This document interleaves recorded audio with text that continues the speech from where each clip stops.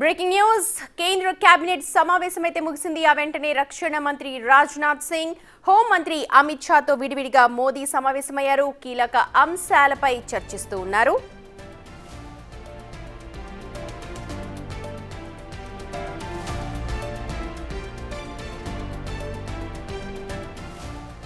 Right, ముందుగా CCS meeting జరిగింది ఇవాళ ఉదయం. నిజానికి సిసిఎస్ భేటీ అనేది చాలా అరుదుగా జరుగుతూ ఉంటుంది.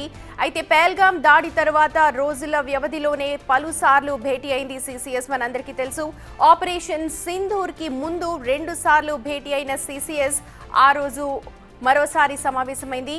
మళ్ళీ ఈ రోజు సమావేశమైంది. దీంతో ఈ భేటీలో నిర్ణయాలు ఎలా తీసుకుంటారు అని ఉదయం నుంచి కూడా చాలా మంది ఆసక్తిగా ఎదురు చూస్తున్నారు. ఈ భేటీలో తీసుకున్న నిర్ణయాలను కేబినెట్ భేటీలో కూడా చర్చించబోతూ ఉన్నట్టుగా మనకు సమాచారం.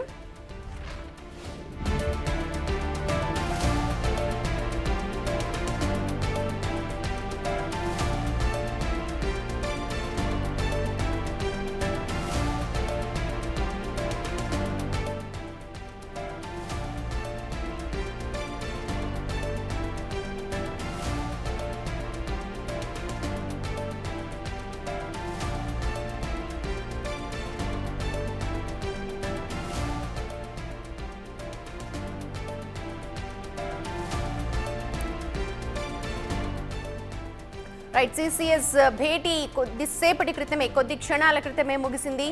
అయితే వెంటనే రక్షణ మంత్రి రాజ్నాథ్ సింగ్ తో అలాగే హోంమంత్రి అమిత్ షాతో మోదీ సమావేశమైనట్టుగా మనకు ఇన్ఫర్మేషన్ అందుతోంది. ఇన్సైడ్ నుంచి కీలక అంశాలపై చర్చ కూడా జరిగినట్టుగా మనకు సమాచారం ఉంది.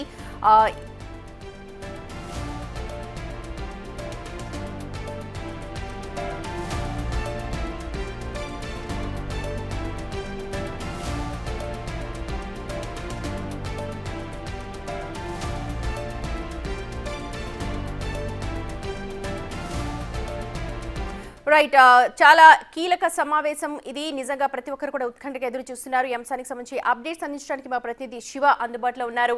శివ, ఎలాంటి కీలక నిర్ణయాలు ఈ భేటీలో జరిగాయి? ఒకసారి ఫుల్ ఇన్ఫర్మేషన్ చెప్పండి.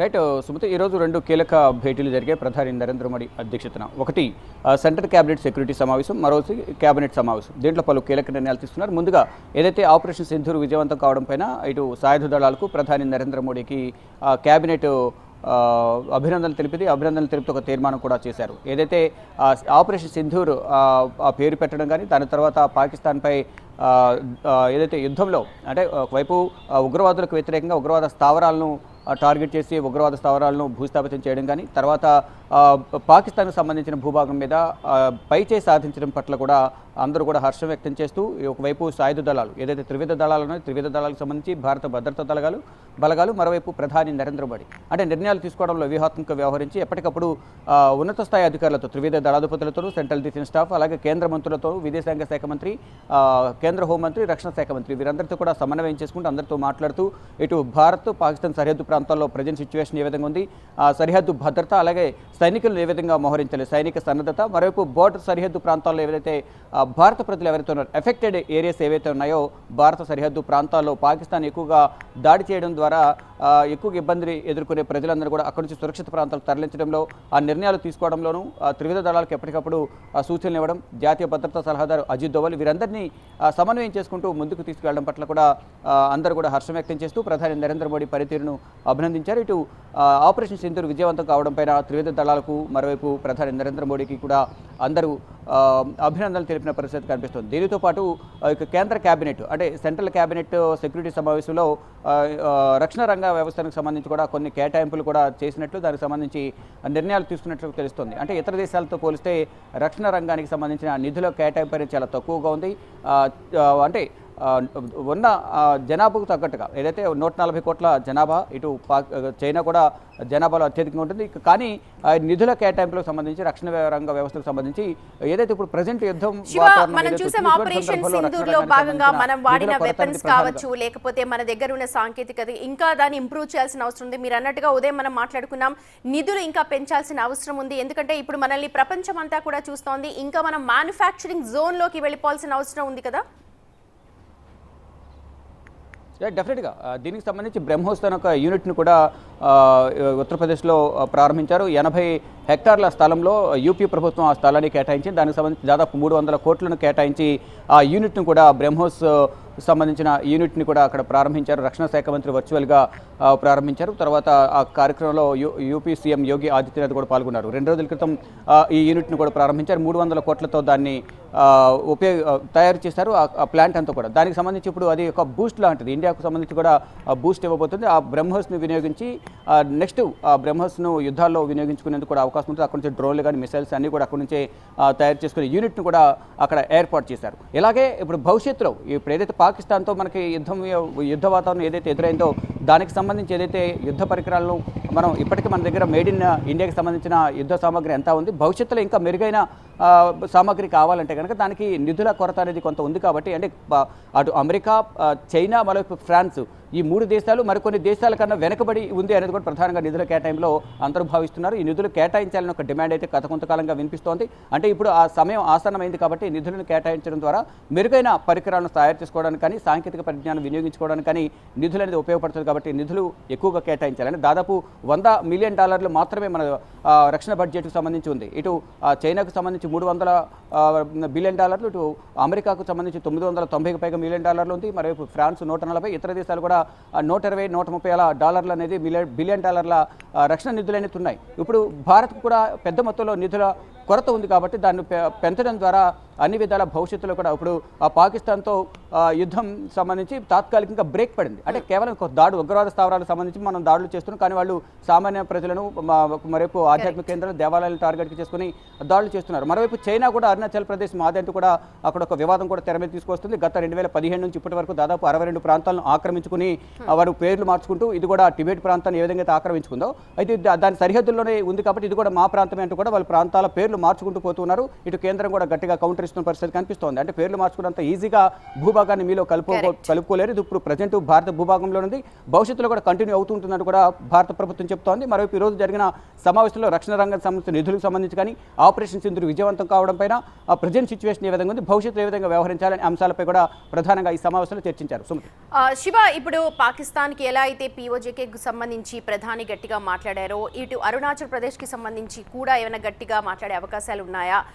ఎందుకంటే బయట దేశ అధినేతలంతా కూడా క్రెడిట్ వాళ్ళు తీసుకుంటున్నారు. ఈ నేపథ్యంలో వాళ్ళకి ఏమైనా ఒక మెసేజ్ పంపించే ఆలోచన ఏమైనా ఉందా క్యాబినెట్కి? రైట్, డెఫినెట్గా ఏదైతే దీనికి సంబంధించి కూడా ఈ క్యాబినెట్లో చర్చించారనే సమాచారం అయితే అందుతుంది. ఏదైతే ఇరువురి మధ్య ఒప్పందం కుదిర్చాను, నా మాట విని ఇద్దరు కూడా విరమించుకున్నారు అనేది కూడా ఆయన ఆ క్రెడిట్ తన ఖాతాలో వేసుకునే ప్రయత్నం అమెరికా అధ్యక్షుడు డొనాల్డ్ ట్రంప్ చేస్తున్నారు. దానికి సంబంధించి సౌదీ అరేబియాలో కూడా అదే వ్యాఖ్యలు చేశారు. కానీ దీనికి సంబంధించి ఆల్రెడీ ప్రధాని నరేంద్ర మోడీ ఒక కౌంటర్ ఇచ్చారు. ఎవరు కూడా మధ్యవర్తిత్వం వహించాల్సిన అవసరం లేదు.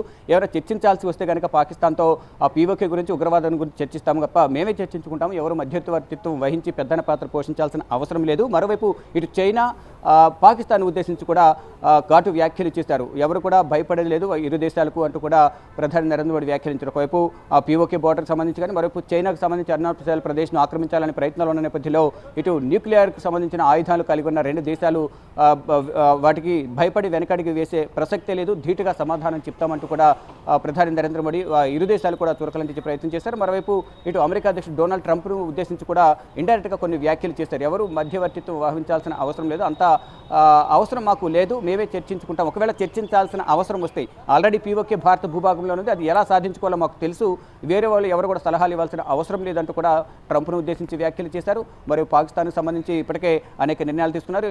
ప్రజెంట్ ఇబ్బందికర వాతావరణం అయితే పాకిస్తాన్ ఎదుర్కొన్న పరిస్థితి కనిపిస్తోంది. మరోవైపు చైనా కూడా అరుణాచల్ ప్రదేశ్ను వారి భూభాగంలో కల్పించుకునేందుకు ప్రయత్నాలు చేస్తున్నారు. దానిలో భాగంగా 2017 నుంచి మొదలుకొని ఇప్పటి వరకు మొత్తం 2017లో 6 ప్లేసెస్ వారి ప్రాంతాల పేర్లు మార్చేశారు. వారి నామకరణం ఏదైతుందో వారి భాషల్లో ఆ పేర్లు మార్చుకున్నారు. తర్వాత 15, తర్వాత 11, ఇప్పుడు ఏకంగా 2024లో 30 ప్రాంతాల పేర్లు మార్చుకున్నారు. దాంట్లో టిబెటన్ ప్రాంతానికి సంబంధించి మౌంటైన్ ప్రాంతాలకు సంబంధించి 12 ఉన్నాయి, నివాస ప్రాంతాలు 11, నదులు సరస్సులు కలిపి మొత్తం 5 ఉన్నాయి. ఇలా మొత్తం కలిపి 62 ప్రాంతాల పేర్లను మార్చేసి వారు అరుణాచల్ ప్రదేశ్ను కూడా వారి భూభాగంలో కలిపేసుకునే ప్రయత్నం అయితే చేస్తున్నారు. కానీ కేంద్ర ప్రభుత్వం పేర్లు మార్చినంత ఈజీగా భూభాగాన్ని వారి ప్రాంతాల్లో కలుపుకునే అవకాశం ఉండదు అంటూ కూడా దీన్ని గట్టిగా వ్యతిరేకిస్తున్నామంటూ కూడా కేంద్ర ప్రభుత్వం చెబుతా ఉంది. శివ, ఒకసారి కనుక స్క్రీన్ మీద కనుక ప్రేక్షకులందరూ కూడా చూస్తుంటే క్యాబినెట్ భేటీ, సిసిఎస్ భేటీ కావచ్చు, క్యాబినెట్ భేటీ విజువల్స్ చూస్తున్నారు. ప్రతి ఒక్కరి ఫేస్లో కూడా ఒక సాటిస్ఫాక్షన్, అలాగే ప్రతి ఒక్కరు కూడా నవ్వుతూ ఒక ఆపరేషన్ సింధూర్ సక్సెస్ అయిన ఒక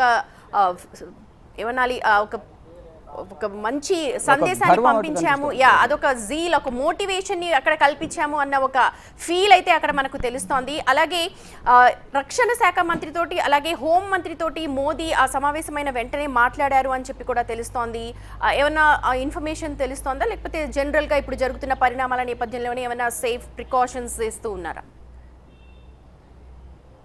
రెడీ, ఈ సెంట్రల్ సెక్యూరిటీ సమావేశం జరిగిన తర్వాత మరొకసారి సపరేట్గా ప్రధాని నరేంద్ర మోడీ, కేంద్ర హోంమంత్రి, రక్షణ శాఖ మంత్రితో కూడా సమావేశమయ్యారు. వారితో పాటు త్రివిధ దళాలు కూడా ఉన్నాయని కూడా ఒక సమాచారం అయితే అందుతుంది. సపరేట్గా ఒక సమావేశాన్ని కూడా ఏర్పాటు చేశారు. అంటే ప్రజెంట్ ఏదైతే చైనా వ్యవహరిస్తున్న తీరుకు సంబంధించి అరుణాచల్ ప్రదేశ్ మాది అంటూ కూడా ఏ విధంగా అయితే వారు వ్యవహరిస్తూ పేర్లు మార్చుకుంటూ పోతున్నారో దానికి సంబంధించి, మరోవైపు పాకిస్తాన్ సరిహద్దులో ప్రజెంట్ సిచ్యువేషన్ ఏ విధంగా ఉంది, భారత్ సంబంధించిన జవాన్ పీకే షాను, మరోవైపు ఇటు పాకిస్తాన్ రేంజర్ ఇద్దరిని కూడా విడిచిపెట్టిన నేపథ్యంలో ఇటు పీకే షా నుంచి కూడా కొంత సమాచారం సేకరించే అవకాశం అయితే కనిపిస్తుంది. ఈ 20 రోజుల వ్యవధిలో ఏమైనా ఇబ్బందులు గురి చేశారా ఏంటి అనేది కూడా పీకే షా నుంచి కూడా ఇప్పటికీ కొంత సమాచారం సేకరించినట్టు తెలుస్తోంది.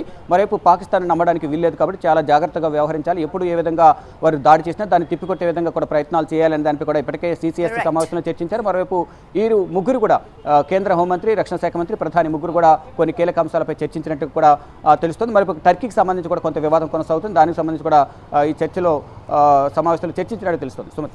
Right Shiva, thank you so much. మొత్తానికి ఆపరేషన్ సింధూర్ తర్వాత సిసిఎస్ అలాగే కేంద్ర కేబినెట్ భేటీ జరిగింది. మొత్తం ఈ బ్రీఫింగ్ అంటే అక్కడ ఏం మాట్లాడారు, ఎలాంటి నిర్ణయాలు తీసుకున్నారు అన్నది 3 గంటలకి బ్రీఫింగ్ ఇచ్చే అవకాశం కనిపిస్తోంది.